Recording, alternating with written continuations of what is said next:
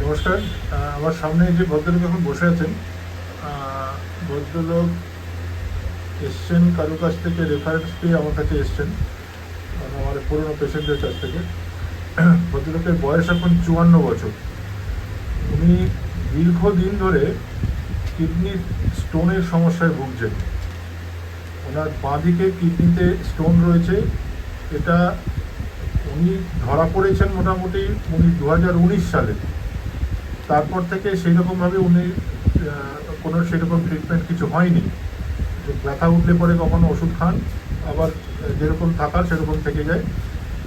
কিন্তু স্টোনটা গ্র্যাজুয়ালি দেখা গেছে, তিনবার আলট্রাসোনোগ্রাফি হয়েছে।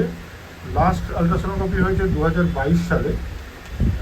তখনও দেখা যাচ্ছে যে কিডনি আগে যে স্টোনের সাইজ ছিল সেই সাইজ কিন্তু আগের থেকে আরও বেড়েছে। আমি একটু ওনার মুখ থেকে প্রথমে শুনে নিই যে আপনি বর্তমানে কী জন্য এসছেন, আমার কাছে একটু বলুন তো, কী কষ্ট হচ্ছে আপনার?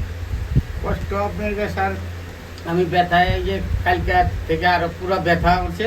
আমি ব্যথায় আপনার টিকতে পারছি না। আমাকে লোকজন বলে দিল, বলে ওই স্যারের কাছে যান। আমি এই জন্য স্যারের কাছে আমি চলে আসছি। বললে কি আপনি কোনো সমস্যা নাই, আপনার কান্নাকাটি করেন না, আপনি স্যারের কাছে চলে যান, সব ঠিক হয়ে যাবে।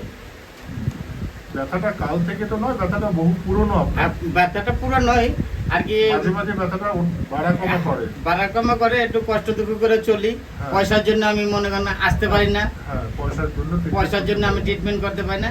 এখন মনে করেন একজনের কাছে থেকে আমি কিছু 500 টাকা নিয়ে আসছিলাম, আর না আনার পরে আমি স্যারের কাছে কালকে চলে আসছিলাম, পয়সা ছিল না। আজকে আপনার স্যারের কাছে আসছি, আমার একটু সাহসে আমি চলে আসছি। এমন তো বলিনি যে আপনাকে না, স্যার বলেন নাই কে, বলে পয়সা দিতে হবে, এই কথা বলেন নাই। পয়সা ছাড়া ট্রিটমেন্ট করবো না, না বলেন নাই কে, স্যার বলেন নাই। ঠিক আছে, বিষয়টা যেটা সেটা 2019 সাল থেকে উনি তারও আগে থেকেই কষ্ট পাচ্ছিলেন। তখন থেকে ইউএসজি করা ছিল। বর্তমানে যে ইউএসজি রিপোর্ট বর্তমানে মানে 2000, সেটাও 2022 সাল, 3-4 বছর আগের কেস। এখন পয়সার কারণে, অর্থনৈতিক কারণে টেস্ট করতে পারছেন না, কষ্ট পাচ্ছেন ভীষণ। সেই কারণে কাজকর্ম করতে পারি না, কোনো কাজও ঠিকভাবে করতে পারেন না, ডেইলি লেবারের কাজ করেন উনি। যেটা দেখা যাচ্ছে লেফট সাইডের স্টোনে, লেফট সাইডের কিডনিতে দুটো বড় স্টোন রয়েছে। দুটো বড় না, মাল্টিপল স্টোন রয়েছে, কিন্তু তার মধ্যে দুটো বড়। মাল্টিপল লিকোজেনিক ফোকাই আর seen in left kidney. 2 of them measures 11.2 millimeter and 6.2 millimeter. No evidence of hydronephrosis. সুতরাং এই দুটো বড় স্টোন রয়েছে। এটা কিন্তু 2022-এর রিপোর্ট। এখন সেটা হয়তো আরও বেড়ে থাকতে পারে। ওনার মাঝে মাঝে খুব যন্ত্রণা হচ্ছে, বাঁদিকে গ্রয়নে ব্যথা হচ্ছে। আপনি ব্যথার জায়গাটা একবার দেখান তো, কোথায় ব্যথাটা বেশি হয় আপনার? এইখানটায় স্যার। হ্যাঁ, ওইখানটা বেশি ব্যথা হয়। এবং এইভাবে হাত ঢুকাই দেই স্যার, এইভাবে হাত ঢুকাই দিই। হ্যাঁ, এইভাবে হাত ঢুকাই দিয়ে তারপরে একটু ভালো লাগে। কতক্ষণ থাকি আপনার এইভাবে, তারপরে আস্তে আস্তে কমে পড়ে আপনার এই যে একটু সুস্থ হই। হ্যাঁ, ওই ব্যথাটা হাত ঢুকাই দেই আপনার। এত চাপ দিলে আরাম লাগে, এতটা প্রেসারে আরাম লাগে। আর ব্যথাটা নিচের দিকে, সামনের দিকেও আসে মাঝে মাঝে। মাঝে মাঝে এদিকে একটু হালকা আসে, বাথরুমের রাস্তার কাছাকাছি চলে আসে ব্যথা। ঠিক, এটাই ওনার মেইন সিমটম। এছাড়াও ওই সোনোগ্রাফি রিপোর্টে দেখা গেছে ওনার প্রস্টেটোমেগালি রয়েছে, গ্রেড 1 প্রস্টেটোমেগালি। ওই সময় 2022-এ ছিল গ্রেড 1 প্রস্টেটোমেগালি।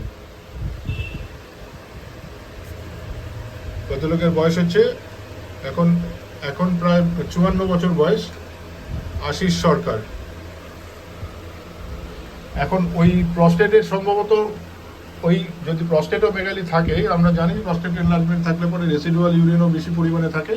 যথারীতি ওই সময় রেসিডুয়াল ইউরিনও বেশি ছিল, পোস্ট ভয়েল ইউরিন, রেসিডুয়াল ইউরিন অনেক বেশি পরিমাণে ছিল তখন। এখন ওই কারণে ইউরিনটা পরিমাণে ঠিকমতো আসতেও চায় না, কিছুটা পরিমাণে থেকে যায় ইউরিন। যতটা ইউরিন আসার কথা বাইরে, ওই প্রস্টেট এনলার্জমেন্টের জন্য পুরো ইউরিনটা পুরোপুরি পরিষ্কার হয় না, সময় লাগে অনেক। এবং তার ফলে আরও যাদের কিডনির সমস্যা রয়েছে তাদের ক্ষেত্রে আরও প্রবলেমটা বেশি হয়।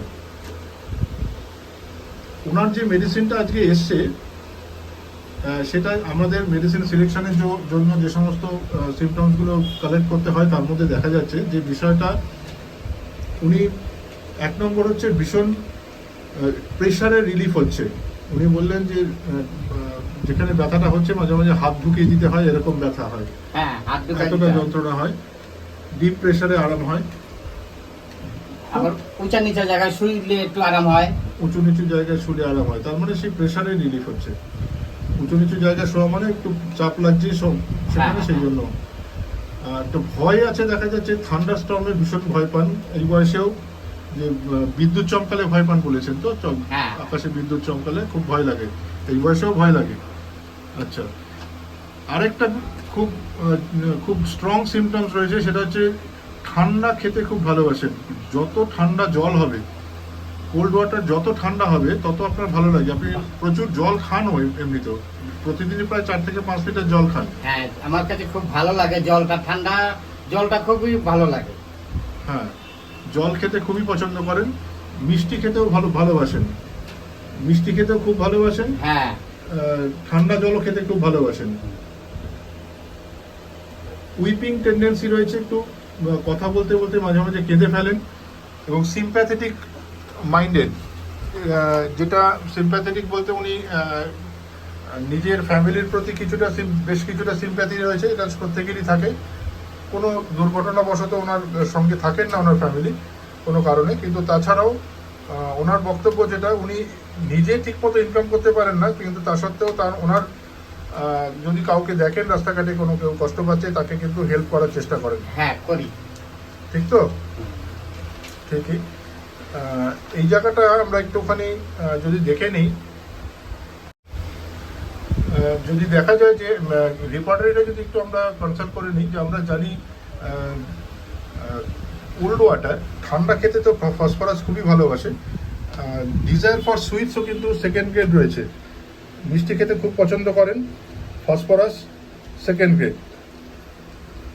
মেন্টাল সিমটমসের মধ্যে দেখা যাচ্ছে যে ভীষণভাবে সিম্প্যাথেটিক, ভীষণ সিম্প্যাথেটিক।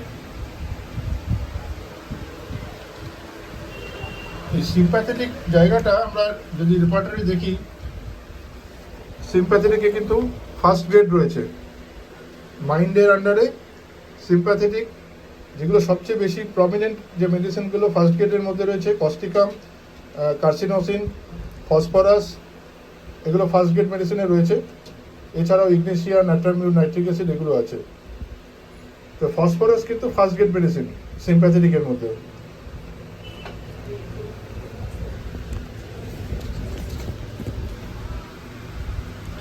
আর থান্ডারস্টর্মে ভয় পান, অর্থাৎ বাজ পড়লে ভয় পায় এই বয়সেও, এটা কিন্তু একেবারে ফার্স্ট গ্রেড মেডিসিন, মাইন্ডের আন্ডারে, থান্ডারস্টর্ম, অ্যাগ্রাভেশন, ফসফরাস। সুতরাং এই মেডিসিন, এই সিমটমসগুলো বেস করে কিন্তু ওনাকে আজকে দেওয়া হলো। আজকে ফার্স্ট প্রেসক্রিপশন করা হচ্ছে ফসফরাস 200। এটা শুধু সকালে খালি পেটে একবার করে খাবেন, হ্যাঁ, ঠিক আছে? আশা করছি সময় লাগবে কিছুদিন, অনেক পুরনো কেস আপনার, আশা করছি আপনি গ্র্যাজুয়ালি ভালোর দিকে যাবেন। হ্যাঁ, পরবর্তীকালে কিরকম কি দাঁড়ায় আপনার সঙ্গে কনসাল্ট করার পরে বা টেস্ট করার পরে সেগুলো দিয়ে আবার পরবর্তীকালে আবার ভিডিও দেখানো যাবে কেমন থাকেন। হ্যাঁ, ঠিক। ঠিক আছে? হ্যাঁ স্যার, ঠিক। আপনার পারমিশন নিয়ে করলাম ভিডিওটা। হ্যাঁ। ঠিক আছে, ধন্যবাদ।